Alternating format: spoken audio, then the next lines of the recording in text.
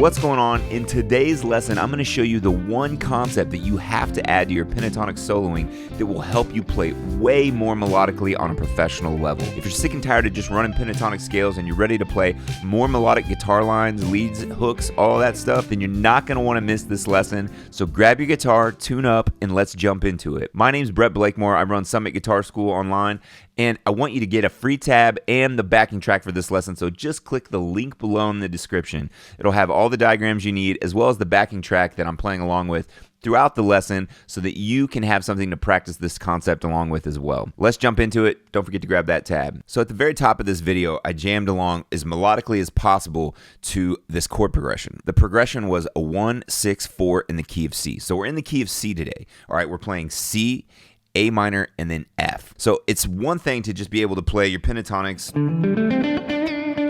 up and down like that, or up here, which is the area that we're going to focus on. It's easy to kind of play in that spot and just noodle around, right? We want to play way more intentionally like a professional level. That's what this is going to teach you to start being able to do, all right? So I'm not going to break down every lick I played at the beginning, but I'm going to show you the key concepts that will allow you to start adding this type of melodic soloing to your playing. So the progression, C, A minor, F. You've heard it a million times, okay? When you just play over it like noodling, it sounds like this.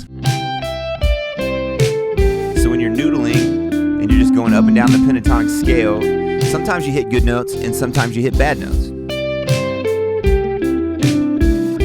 So what you want to be able to do is pick notes that outline the chord changes. So if we sit here all day, and I'll show you which pattern I'm out of here in just a second. If we sit here all day and we play our scale, that's great. You know the scale. And every once in a while, you hit a note that sounds better than another. And that's usually because, actually, it's always because you hit a note that outlined the chord progression or that specific chord that you landed on. So you can get kind of good at that at using your ear, but you can eliminate the guess factor by learning the chord shapes around the pentatonic shape that you are playing. So let me break this down for you and show you exactly how I do it. We're not going to play in pentatonic pattern 1. We're trying to go up. We're going pattern 2, 3, pattern 4. We're going to go pattern 4 right here. It's in the tab. Make sure you get that from the link in the description. So we can play that scale up and down over that progression, and it'll sound pretty good because all those notes are within that key, right? But what we want to be able to do is take a look at the chord shapes around it. What were the chords? Can you remember them? It was a C, an A minor, and an F, right? Well, let's take a look at the triad shapes that are built in to this box of the pentatonic. So our first shape is right here. We're dealing with triads on the 2nd, 3rd, and 4th string, the B, G, and the D. So our first shape is a C. That's our 1 chord, right? We've got the 14th fret of the 4th string, 12th fret of the 3rd, and 13th fret of the 2nd.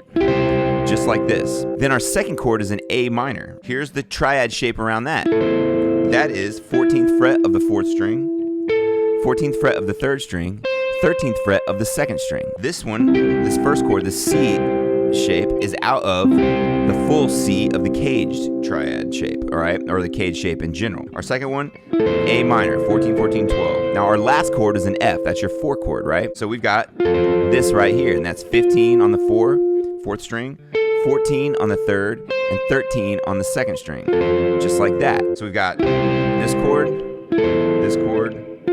and that chord. So over the backing track, once you download it, make sure you practice just playing. And then the A minor, just practice that triad move.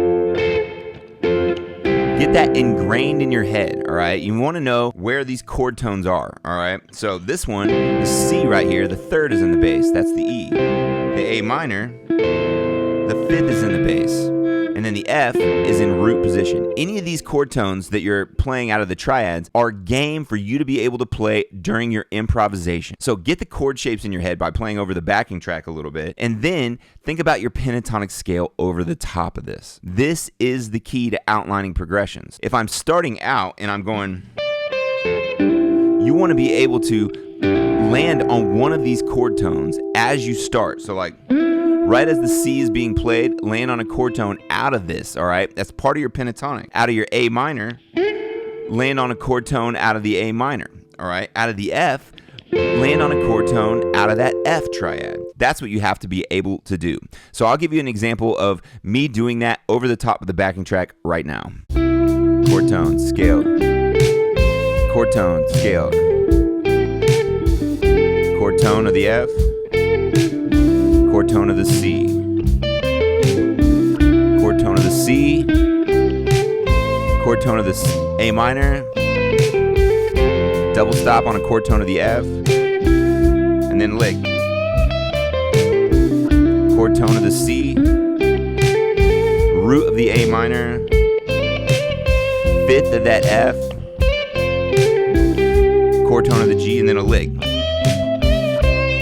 So you can hear exactly how more melodic that is. If I just noodle around the pentatonic scale, sometimes I hit good notes, sometimes I hit bad notes. If you start to combine chord tones with your pentatonics and you know how much time you have in between each, you can really be more melodic with your playing. Because we practiced on pentatonic pattern 4, we practiced the triads in shape 4 of the pentatonic. So whatever pentatonic shape you start in is where you want to map out the chords for your progression. You could do that on any of the pentatonic areas. I just showed you one. So remember, you've got a C, an A minor, an F, and another C, right? So as you get to where you can play through this stuff and you can outline the changes, landing on the downbeat of a chord tone as the chord is being played, and then playing a little lick or blues thing in between, your playing levels up immediately. So all in all, the big takeaway from this lesson is use a pentatonic pattern that you're not as familiar with or that gets you out of box 1, all right? We're sick of box 1. Let's get into a different box.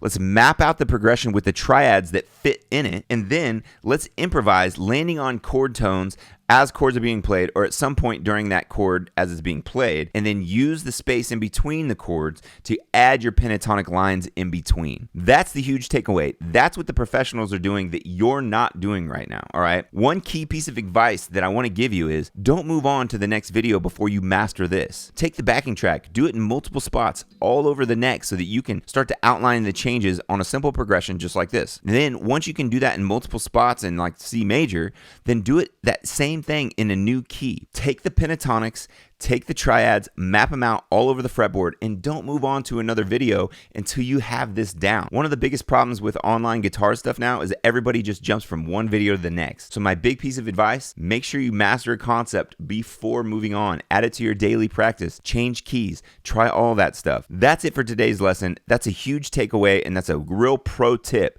Make sure you can do this stuff, and then your playing will elevate really, really well, all right? You'll progress, you'll hear more melodic lines out of yourself, and that's the key to taking your playing to the next level. Thank you for watching. Make sure you grab the PDF and the backing track. That link is in the description. I won't blow you up. I appreciate you being here.